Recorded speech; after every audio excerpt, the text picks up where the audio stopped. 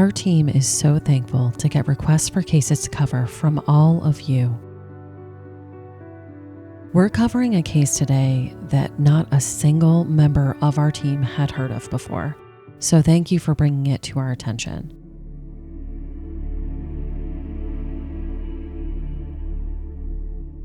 We were also heartbroken to see no real media or news articles have been published about this missing person for over 30 years.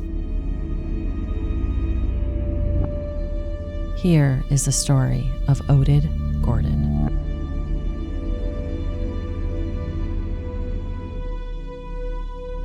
Hello and welcome to Invisible Tears. I'm Jane, host of Invisible Tears, and I'm here with my beautiful co-host, Amanda. Good morning, Amanda. Oh, thank you so much, Jane. Good morning. How are you doing? I'm doing pretty good. How about you? I'm doing pretty good. It's busy, but I like busy. Yeah, it has been very busy. Mm-hmm. So today we're gonna talk about a case about a gentleman named Oded Gordon. Mm-hmm. He went missing in 1989 and just like vanished into thin air, never to be seen again. Yep. And huge thanks to our listeners. This was actually requested that we cover this case. There's not a ton of coverage on it. I had never heard of it. Jane, had you? Neither had I. No, I have not heard about this case. So thank you so much for writing in and asking us to cover this case. So we were able to do some digging. So we're definitely going to cover his case today, get his episode and any information that's out there about him out there. So hopefully somebody that knows something can come forward. So we see your messages. And we try to respond. Most of it, we're getting better at that. And Thank you guys for bringing things to our attention, because that is the result of today's episode. Yeah. So like Jane said, Oded Gordon, he was a 21-year-old man who went missing the afternoon of Friday, May 12th, 1989, from the place where he was living in Greenfield, New Hampshire. He was last seen at approximately 4:30 p.m. Now, when Oded was younger, he was diagnosed with minor learning disability. And as he got older, he started to withdraw from his friends, did find some comments about possible bullying and troubles in school related to that. So by the time that he reached, young adulthood, he became totally withdrawn and was unwilling to really communicate with anybody. That's when he was diagnosed with autism. So Oded's mother was actually a psychologist. And so she enrolled him in a living and working facility in Greenfield, New Hampshire, where people with mental and emotional disabilities live and participate in work therapy and receive therapy. It's basically a farm. When he enrolled, Oded was basically nonverbal, but he seemed to do well in the facility. According to the people that were working at the facility, he started communication with people. Oded could fully understand the language that was spoken to him, but it was in the communication back that he didn't speak much. He was at this facility for approximately 6 weeks before he disappeared. Now, I find it interesting that in all the articles that I looked up on Oded, and even on the Unsolved Mysteries snippet that was put out there about Oded, that the actual name of the facility where he was not mentioned. So, under further digging, I only found the name of the facility because it was listed on the Doe Network, the Charlie Project, in NamUs with his missing persons write-up, and on Reddit. And yes, I do go to Reddit, but I understand what I'm reading with Reddit sometimes. We all know that Reddit is just, the people complaining most of the time, but sometimes you can actually find some good information that is actually sourced on Reddit. Yeah, so I do. Yep. So I definitely don't discount Reddit by any means, but I always make sure and call it out if we're pulling any sort of information from Reddit, right? So the name of the facility was Lyris Foundation Plowshare Farm.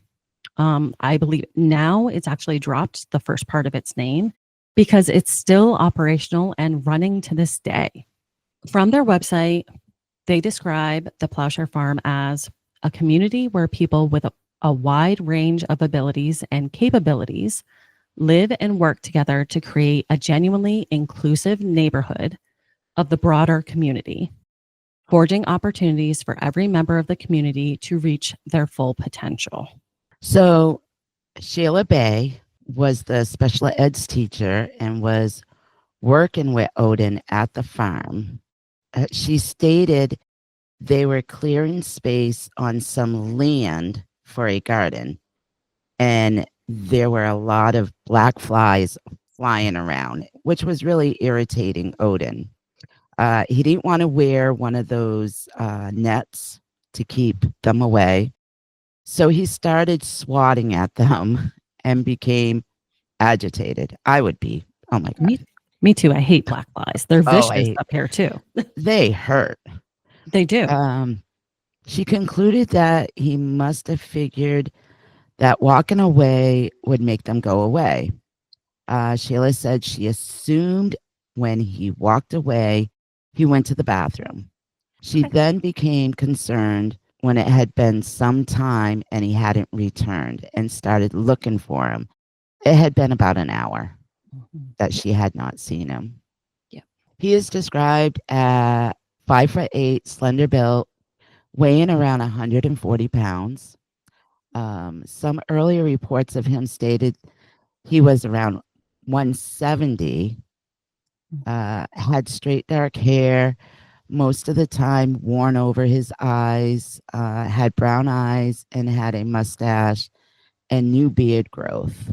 He most often walked hunchback over, as he had some back problems as well. Yeah, I think I saw somewhere he had curvature of the spine. Mm-hmm. Yeah, it looked like a pretty bad case of scoliosis, probably, that he had. Yep. He also consistently postured with his head down as well. He was last seen wearing a checkered or plaid flannel shirt, blue jeans, and high black rubber work boots. He did not have a jacket on. Now it was May, so he really didn't need a jacket. Correct. Yeah. Authorities and about 100 volunteers helped to search for him. The search started on that Friday he went missing. An airplane was also used to canvass the area. Bloodhounds were brought in on Saturday when they didn't find him, and the dogs were able to track Odin about 3 miles to an area on Route 31 in Greenfield, New Hampshire, where the scent just stopped. Now, 31 is the main route that goes through Greenfield, New Hampshire. So, and 3 miles is a long way to walk. He had no fooling. Now, did he walk through the woods or was he walking up 31? You know what? I couldn't actually find any details in the articles about that. Any of the videos that I saw too that were shown, it almost appeared as if so he must have like walked through like the tree line that was on the farm to 31 and then walk up. That's what they made it look like. So I am not sure whether it was actually strictly through the woods to 31 and then his scent disappeared, or if he was actually walking along 31. Interesting. Yeah. Yeah. So by the Monday after he disappeared on May 15th, a Massachusetts man told authorities that he had actually picked up Oded hitchhiking 25 miles south of Greenfield, New Hampshire, around midnight on Friday, May 12th, at the intersection of routes 2 and 12 in Fitchburg, Mass. And that he had dropped him off at a Fitchburg donut shop. And he positively identified Oded through a photograph. Now, that is an enormous way to travel. And in every article that I read, this was stated and authorities believed that this was actually the case because he so positively identified him by a photograph. All right. So what time of the day was he gardening? So it was later afternoon, because when he was swatting the black flies and getting irritated with them and walked off, that was 4:30 p.m. Wow. So Mhm. he got, he was able to go 25 miles to Fitchburg Mhm. after 4 o'clock in the afternoon Mhm. on the day he went missing. Yeah. How the heck did that happen? Well, I don't know, but if you remember, like with what we just said about the bloodhounds too, like when they followed his scent 3 miles away from the facility, the scent stopped just abruptly on Route 31. So I would assume that authorities would assume that he was picked up by someone Hmm. and possibly brought maybe closer to Fitchburg. I know that Route 31, I believe, goes into Fitchburg Okay. or nearby Fitchburg. Yeah. So, yeah, maybe. Yeah. I know. That's, It's so weird. yeah, it is. It's so weird. Based off of this, once police received this call from this man from Fitchburg, authorities really thought that Oded might be trying to make it back to his mother. Now, his mother lived in Rye Brook, New York. Her name is Risey Goldstein. Yeah, his mother reported to the Concord Monitor that there were possible sightings of him in August of 89, hitchhiking on the 202 in Epsom, New Hampshire. So now he's going back north. He was going south. Now he's going back north. And Yeah. there was possibly another sighting of him in Bedford, New Hampshire, the end of August of 89, Mm-hmm. beginning of September. Oh, the end of August and beginning of September of 89. Yep. His mother never gave up hope in fighting Odin, but the sparse reporting on what happened to him was really upsetting. His mother wrote a piece and submitted it to the Brattleboro Reformer. It was published on Friday, August 3rd, 1990. Yes. So I was actually able to find the actual clipping of it. So the editor published her direct letter into the Brattleboro Reformer. There was a picture of Oded. His full name was listed, and the title was Have You Seen My Son? She wrote, My 22-year-old son, who is autistic, disappeared under very strange circumstances a year ago on May 12th. He was nicknamed the Rain Man of New England by the newspaper and TV reporters who followed the story because he bears a strong resemblance to the Dustin Hoffman character. Oded is basically dysfunctional and speaks only in monosyllables. He had been living in a home for the developmentally disabled in New Hampshire at the time of his disappearance. Many baffling questions around his disappearance. Where was he going when he left? Was he trying to get to me in New York State? How was he able to get to Fitchburg, Mass., the first place he was sighted after several hours? At 5:30 a.m. 2 days later, he had $5 to pay for his favorite breakfast in Dunkin' Donuts in Fitchburg. Where did he get that money? Yeah. He had left with nothing but 2 postcards in his pocket. How did he survive during the next 2 weeks when he was sighted again in New Hampshire, about 30 miles east of the home he had been living in? Was he simply lost in trying to return? Or was he on a joyride, the first real taste of freedom? How was he caring for himself? And was some good Samaritan just helping him? And where is he now? And is he safe? Ugh. I know, such a hard. That's why I really wanted to read it. It's direct from his mother's mouth, right? A year after his disappearance, and we learned some interesting information in this too. So, besides that, so there were no published articles in the database that I was researching in about that $5 breakfast Yeah. in Fitchburg 2 days later. So there was some sort of proof of that. Um, Hmm. yeah. Yeah, because some of the articles that I read, he had no ID on him. He had no money. Um, he really did not have anything. The 2 postcards was new for me to see that his mother wrote in there. Yep. You know, they called him the Rain Man of New England. I know one thing that's really important to um, people that have autism is routine. Mm-hmm. And I'm wondering if, he did he fully comprehend why he was there? Did he think he was there for good? Did he think that, he was only there for a short time? Was he trying to get back to his mom? Mm. I'm going to assume that's what he was trying to do. Or you can also assume he freed him. His whole entire life, he had somebody telling him what to do and when to do it. Yep. And all of a sudden, he had freedom. He could do what he wanted. Mm-hmm. Ugh. I know. And so then Oded was actually on Unsolved Mysteries in February of 1991.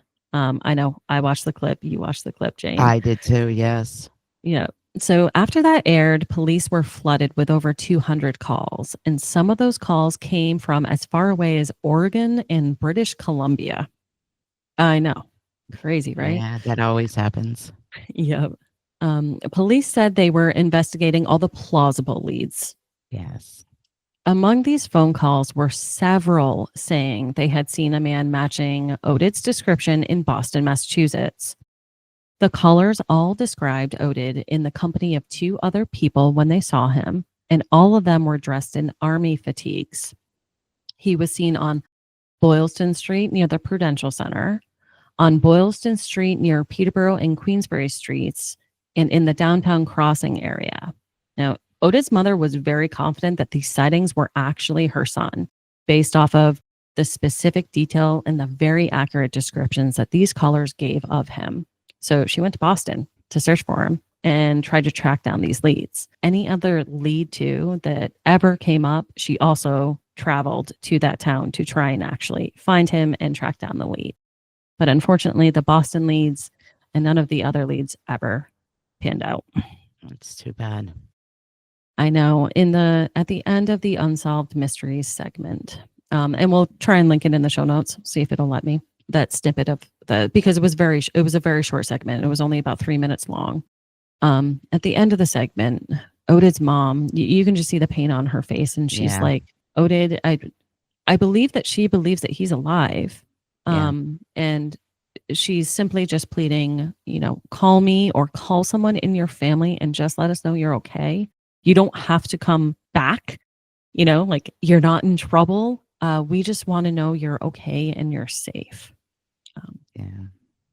It was heartbreaking to see that plea in that little segment. We'll be right back after a quick word from our sponsors. And now back to our episode.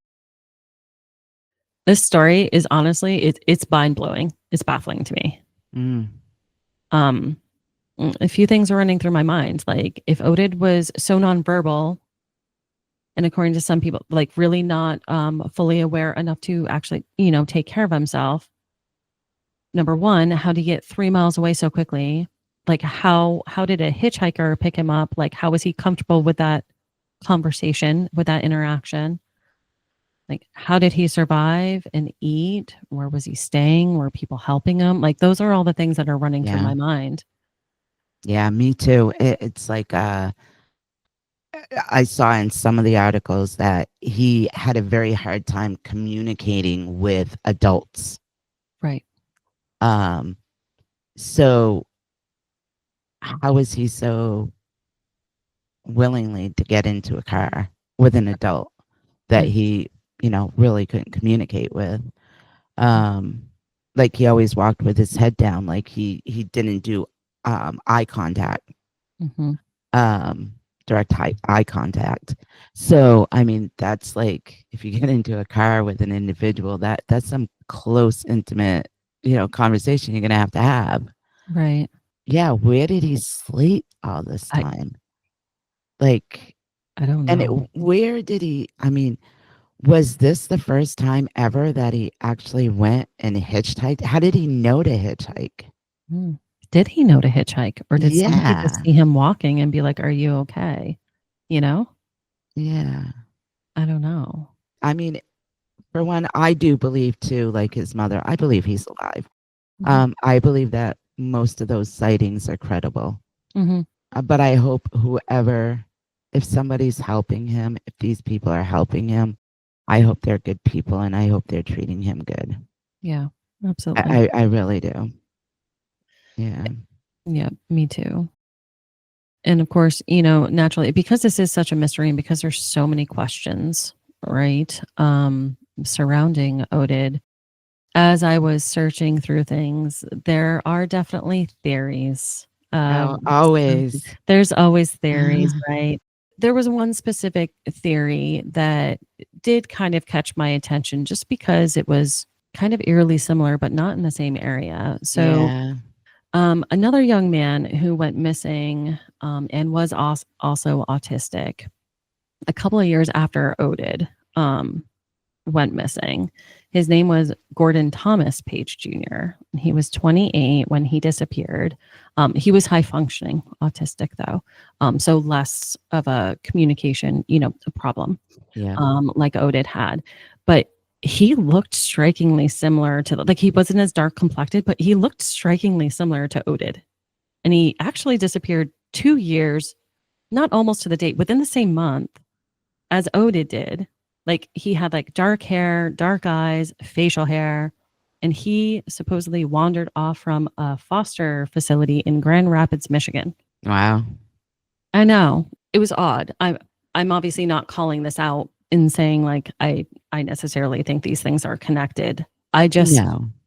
found that when trying to gather as much information as Oded as possible because there's so little information on him that this came up. And when I looked at it and very briefly looked into this case, I didn't, deep dive or anything like that. It was striking how similar he was Yeah. to Oded. So that's the only reason why I'm throwing out that, some people are throwing around that theory. Yeah. Jessica found that Yeah. and she brought that to my attention. Yeah, Yeah. I saw that. So it was interesting in looking into the farm a little bit too, from where Oded disappeared from. So I did find some stuff on Reddit about it. And the entry into Reddit that really caught my attention, it was written by somebody who was actually at this facility. Really? Yeah. And it was actually posted 2 years ago from today. So it was posted in 2023. And basically, this person just said that based off of their experience, they weren't surprised that this happened back then. This is actually a direct quote from this Reddit link that I found. It said, back in 1989, Plowshare Farm was far less developed. We hear horror stories of how disorganized it was then, and it's horribly disorganized now in 2023. The high turnover, lack of accountability, little to no focus on actual social work, the toxic, manipulative environment that is here is just an absolute shit show. So, based off of this, they feel that there's a strong likelihood that there was, neglect in Yeah. Oded's case. So again, that's their opinion, and they threw it out on Reddit. If you actually look at the actual business itself, because it still is open and operational, their Google reviews seem to give them good Google reviews. So everybody has their own opinion. But because Oded was able to make it 3 miles, I question the, not looking for him for an hour or two. I think it may have been Yeah. longer. And I have no clue how many people were at the facility at the time. So that piece I question as well. When did they actually start looking for him? Because I actually didn't get a timestamp of when like police were called and to start Yeah. searching. I just saw that, police were searching. There were volunteers that were searching the woods. The plane was canvassing the area and everything too. So I didn't get a time frame on that. So I don't know exactly when that started. Yeah. Yeah, there's a few things that we don't know. like you said, we don't know how many people were at the facility. Mm-hmm. He was there for a fairly short time, 6 weeks. Yeah. So I would have thought that they would have really been keeping a closer eye on him, Mhm. because obviously he's not familiar with the surroundings. He's still not familiar with the land, you know. But I have to also add that I did read in quite a few places that Oded was extremely high functional with math. Mm-hmm. He had received some math awards in school at a younger age. So I also kind of question, how functional was he really?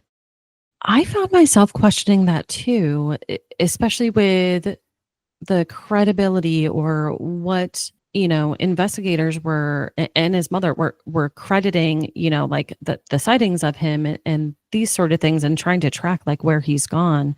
I questioned, like it appeared as if people were putting out there how like non-functioning he was. I question that maybe he was a lot more functioning than people sort of either gave him credit for or outlined in the articles that were written.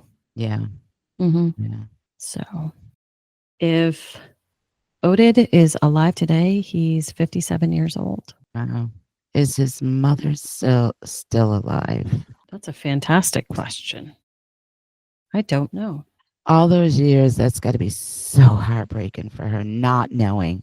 Just the not knowing, Yeah. Is he okay? And I mean, especially for a parent that has had to be a full-time caregiver for her son, like even going into his 20s. He was 21 when he went to the school.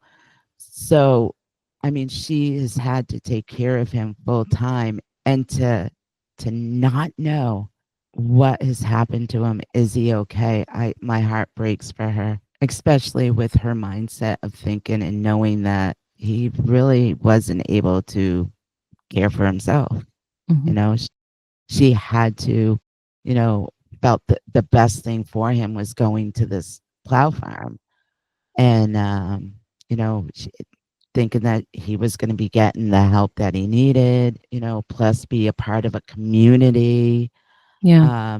Here she is thinking that she's doing all the right things, Mm-hmm. and then 6 weeks later, he's gone. I know. My I know. heart goes out to her so much. Yep. I can't imagine. Yeah. Mine does too. Just through a quick Google search, it does appear as if his mother is still over in Rybrook, New York. Oh, really? Still living. Yep. Wow. So it does appear that way. I didn't do an in-depth search, but it does appear that way. So yeah, my heart absolutely breaks for her too. Exactly. I mirror your exact comments, right? She thought he was going into the best environment for him, right? Yeah. And if the accounts from, the facility, the initial accounts of, even though he was only there for 6 weeks, if the accounts from the facility are, accurate, it was, he was starting to communicate, and it was starting to, he was starting to open up a little bit. And so, it's beneficial to him in that way. Yeah. Yeah. Yeah. Yeah. I kind of think too is, why did he wander off? Right. Right. In my opinion, the way that he was able to get to Fitchburg and have breakfast in that donut shop, to me, it doesn't seem like he wanted to go back there, Mm-hmm. Right. because Right. he would have, I would imagine he would have said something, like, I'm lost, or I need help, or I need to go here. But yeah, I wonder if he was really trying to get back to his mom, or he was just experiencing freedom for the first time, Yeah. and just wanted to maybe try to prove to himself he could do it on his own. Yeah. Absolutely. Great points. And there are good people out there too, Yeah. kind of like his mother outlined too. Maybe good Samaritans are helping him, or maybe someone who's involved in some type of program saw him and just was like, oh, we started helping him. You would But then why wouldn't they come forward and I say, know. I know. why wouldn't they come forward and just tell somebody, he's with us, or we're taking good care of him, or he's alive, or Right. At least, why can't someone, if they are with Odin, why don't you come forward? yeah. At least It's let not like someone. he was 21. It's not kidnapping. Obviously, you can prove that he's there willingly, or he's there on his own free will. You wouldn't be in trouble, but you would give that mother a little bit of peace Yeah. uh, before she passes, because she's got to be up there in age. But give that mother a little bit of peace, knowing that her son is safe, being taken care of, happy. Right. Uh, you know, being a productive, maybe being a productive part of society. I don't know. I mean, if Odin is with you, come forward. Let somebody know. Yeah. Do the right thing. This mother needs to know. Mhm. And me and you, you're a mother. Amanda, I'm a mom. And my children are older. Mine's in the 30s. If that happened, and the not knowing would just eat me alive. Yeah. It's the not knowing. Yeah. So Odin is still missing. His case still remains unsolved. Thank you for bringing this to our attention. Mhm. I'm glad we were able to do this episode. Probably we'll do another one in the future, because this case is not talked about enough. No, it's definitely Um, not. I still have some questions, and maybe we do some more deep digging, and maybe we'll be able to find some more, answers to the questions. And if you have questions and we can investigate them, kind of, As much as we can. as much as we can, send them to us. If Mhm. you have information, credible information about Odin's whereabouts. Contact authorities directly with that information. But yeah, I mean, if you have any sort of information, it stinks, because right after Unsolved Mysteries, and there was, he was in the, newspapers and articles again, everything just stopped. Yeah. That was in 1991. So yeah, And there weren't really any articles after that. nope. Yeah. 1991. Yeah. So, That's 30 years ago. yeah. Holy So crap. it's, yeah, please, if you have any information, please contact authorities. Whether it's good, bad, and different, or, small too. Yeah. Um, Even if and you think you know who he is, or you think you've seen him, contact the authorities. Make them investigate it. Yep, I wasn't able to find too many good visuals of him, but I do have a couple of different pictures of him, and it'll definitely be in the. I mean, not just when we announce this episode on our social media, but it'll definitely be in the visual component of our episode that airs on YouTube, and we're now visual on Spotify as well. Do they have an age progressive photo out there? I did not find one. See, that's something they should do. Mm-hmm. I think we're going to be talking about that. Hey, New Hampshire, Yeah, they should be doing an age progression. age progress his photo for us, please. Absolutely. Yeah. It's your job. Mm-hmm. It is your job. Yeah. That most certainly should. Is he on the cold case unit website? He is not. He's not. No. I just searched the victim list the state of New Hampshire, the Department of Justice has out there for the current cold case victims. He's not listed out on the cold case unit. He is in NamUs, though, Okay. as a missing person. So there may be like a technicality about him being not on the cold case list, but missing person. He is within the missing person database, the national one, NamUs. But still, this is a cold case. It's not solved. They don't know what happened to him. Yes. Why isn't it on there?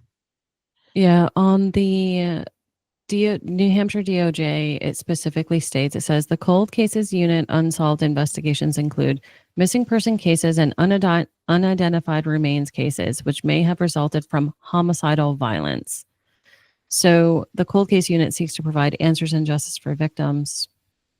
Normal. A cold case homicide is defined as an unsolved homicide or suspected homicide in the state that was committed more than 5 years ago and has no significant leads.